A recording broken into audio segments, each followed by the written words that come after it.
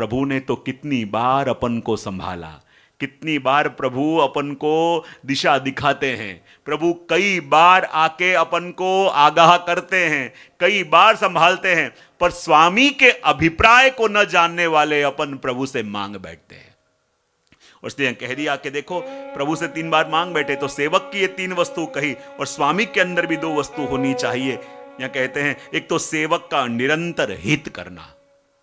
देखो, सेवक के धर्म अपन निभावें कि न निभावें, पर प्रभु स्वामी के धर्म तो सतत निभाते हैं। और स्वामी का सबसे बड़ा धर्म क्या है कि सेवक के निरंतर हित का चिंतन करना। क्या, जरा भाव से बोले तो सही। तो कई वस्तु देके भी हित होता है, और कई वस्तु, बहुत बढ़िया, कई वस्तु प्रभु ने दे दी वो भी हित, और कई वस्तु अपने से ले ली उसमें भी हित।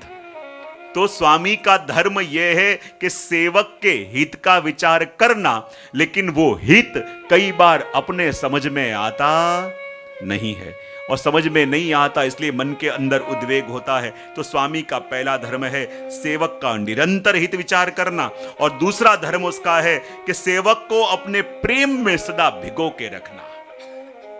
और देखो, प्रेम में भिगो के रखना यानी पल पल प्रभु अपन को जताते हैं, पल पल प्रभु हमको मार्गदर्शन भी देते हैं, पल पल प्रभु अपन को गाइड भी करते हैं। देखो, मैं कई बार कहता हूं, एक यूनिवर्सल नियम है कि जहां भी एक्शन होती है उसका रिएक्शन होता है कि नहीं, and reaction is more powerful than the action, और एक्शन से भी पावरफुल होता है रिएक्शन। तो अपन जब प्रभु के आगे कोई विनती करते हैं या प्रभु से कोई प्रश्न पूछते हैं तो वो एक्शन हुआ कि ना हुआ? हाँ, तो एक्शन जब होता है तो ये यूनिवर्सल लॉ है, उसका रिएक्शन भी आता होगा कि नहीं? हाँ, लेकिन वो रिएक्शन हमारे समझ में नहीं आता। रिएक्शन आता तो है। प्रभु जब भी अपन प्रश्न पूछते हैं उसका उत्तर हमें देते भी हैं, लेकिन वो उत्तर कैसे रीड करना ये अपन को आता नहीं है। और ये अपन को आता नहीं है तो जो वस्तु के लिए प्रभु हमें सावधान करते हैं उससे अपन बच नहीं पाते। विषय आएगा, अपन देखेंगे कि जब जब भी प्रभु हमें गाइड करते हैं या हमें मार्गदर्शन करना चाहें तो कौन कौन से साधन से अपन का मार्गदर्शन करते हैं। जब भी प्रभु कोई मैसेज अपन को कन्वे करना चाहें तो वो मैसेज प्रभु कौन कौन से तत्वों के द्वारा अपन को वो कन्वे करते हैं। जब ये समझेंगे तो पता चलेगा कि कई बार प्रभु ने आगाह किया, कई बार प्रभु ने सावधान किया, पर अपन जान न पाए। तो ये वस्तु भी यहां पे कही, और यही वस्तु कह रहे हैं कि न फलार्थम न भोगार्थम न प्रतिष्ठा प्रसिद्धये, कि जब प्रभु की सेवा करें तो सेवा करके जब भी भगवत कार्य अपने द्वारा होता है ना, अननोइंगली इतनी इच्छा अपने मन में जग जाती है कि कार्य करके मुझे पुण्य मिले, कीर्ति मिले, लोग तारीफ करें, मुझे आदर मिले, ये सहज वस्तु जग जाती है। जब आप कोई भी भगवत नाम लो, कोई भी भगवत कार्य करो, भगवत सेवा करो, ये सारी इच्छाएं जग जाती हैं। तो अपने वहां कहा गया है कि ये काम को निष्काम कैसे बना देना चाहिए। तो बहुत सुंदर कहा कि जब जब भी आप मन के अंदर कोई वस्तु की कामना जगाते हो तो आप क्या कहते हो कि वो वस्तु मेरे पास नहीं है। अभाव जगता है कि नहीं? दुनिया में जो भी वस्तु आप पाना चाहते हो तो उसके विपरीत भाव से वो वस्तु आपको नहीं मिलेगी, उसके अनुरूप भाव।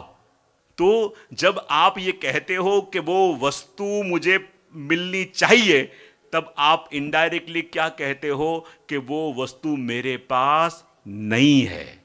और नहीं है ऐसा कहा तो आपके अंदर उस वस्तु का भाव जगा या उस वस्तु का अभाव जगा? और अभाव जगा तो वो वस्तु कभी भी आपको मिल नहीं सकती। दूसरी वस्तु है कि कामना की पूर्ति हो भी जावे तो जीव को परतंत्रता मिल जाती है। तीसरा कहा कि पूर्ति न होने पर दुख का अनुभव होता है। ये सारे कामना की अलग अलग वस्तुएं और कामना के अलग अलग स्टेजेस बताए हैं। इसलिए कह दिया कि प्रार्थिते वा ततः किम स्यात् साम्याभिप्राय संशयात्। और इसलिए इसके अंदर वर्णन करते अपन को कह दिया और उसी का गान करते हुए पर प्रभु की व्यवस्था में यह संभव नहीं है। चाहे अपन चाहते हो कि सब कुछ मेरे पास आ जावे, लेकिन प्रभु कह देते हैं कि नहीं, जितनी आवश्यकता इसको है उतना दे देना, और जब जरूरत पड़ेगी तब वापस दे देंगे। और ये वस्तु अपन समझ नहीं सकते और कामना करके बैठते हो सब कुछ मेरे पास आ जावे, और इसीलिए अपन के मन में अभाव का ही भाव जगता है। ये बात आपने तीसरे विवेक के अंदर कही, और आगे चौथे विवेक का दर्शन कराते हुए कहते हैं सर्वत्र तस्य सर्वहि सर्व सामर्थ्यमेव च। यहां कहते हैं कि सर्वत्र तस्य सर्वहि, देखो सर्वत्र प्रभु ही हैं, और प्रभु सर्व समर्थवान है, और प्रभु सर्व समर्थवान है, इसलिए प्रभु के लिए कोई भी वस्तु अशक्य नहीं है, प्रभु के लिए कोई भी वस्तु असंभव नहीं है। और देखो असंभव नहीं है, इसलिए प्रभु की शरण में जीव आवे तो प्रभु अपने बनाए हुए नियम भी बदल के भक्त की रक्षा करते हैं। जब प्रहलाद जी ने प्रभु का शरण लिया और प्रहलाद जी को ऊपर से हिरण्याकश्यप ने पर्वत के शिखर से गिरवाया, और पर्वत के शिखर से जब कोई गिरे तो इस सृष्टि के अंदर नीचे गिर के उसको पीड़ा होगी कि नहीं? यह सृष्टि का नियम है, लेकिन प्रभु ने बदला, नीचे गिरे पर कुछ पीड़ा हुई नहीं। फिर कहा तलवार से काट दो, तलवार से काटना चाहा, लेकिन प्रहलाद जी ने प्रभु का शरण लिया तो तलवार आर पार हो गई, पर प्रहलाद जी को पीड़ा हुई नहीं। सृष्टि का नियम बनाए हुआ प्रभु का ऐसा है कि तलवार घुसाओगे तो व्यक्ति को पीड़ा होगी होगी, लेकिन शरणागत जीव के लिए भगवान अपने नियम भी बदलते हैं। जब होलिका उनको गोद में लेके अग्नि में बैठ गई तो संसार का नियम ऐसा है कि अग्नि में लेके बैठ गई तो जले बिना रह नहीं सकते, लेकिन होलिका जिसको वरदान था वो जल गई और प्रहलाद जी बच गए। तो भगवान कैसे हैं? सर्व सामर्थ्यमेव च, यानी अपने बनाए हुए नियमों को भगवान अपने भक्तों के लिए बदल भी देते हैं, और अपने बनाए हुए नियमों को बदल के भगवान अपने भक्तों की रक्षा करते हैं। और कहते हैं प्रभु कैसे हैं? सर्वत्र तस्य सर्वहि,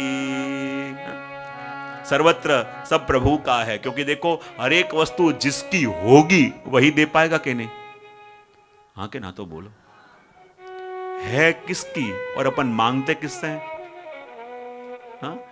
अपन आशा रखते हैं कि जगत के लोग, सर्व वस्तु भगवान की, सर्वत्र तस्य सर्वहि, सर्वस्व जो वस्तु भगवान की है तो कौन की अनुमति और कौन की इच्छा से हमको मिल सकती है? और जब उनकी शरण में आवे, उनके सानिध्य में आवे, तभी तो कृपा का अनुभव होता है, तभी तो सानिध्य में कृपा का अनुभव होता है। इसलिए कहते हैं कि उनसे दूर भागोगे तो सुख नहीं, शरण में आओ तो रहिए आनंद मां। अपने वहां कहते हैं ना, वल्लभ ना शरण है जई रहिए आनंद मां। शरण के बिना आनंद कैसे, शरणागति के बिना आनंद का सुख कैसे हो सके?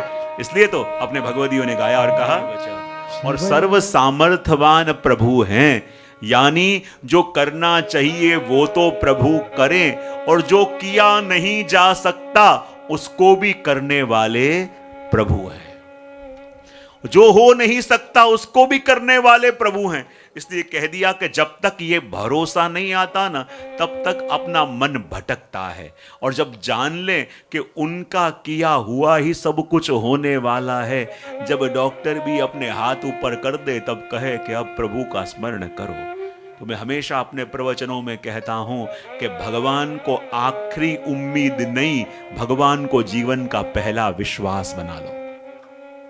अपन प्रभु को क्या मानते हैं? जीवन की आखिरी उम्मीद। जब कुछ न हुआ तब अब प्रभु की शरण में जाओ।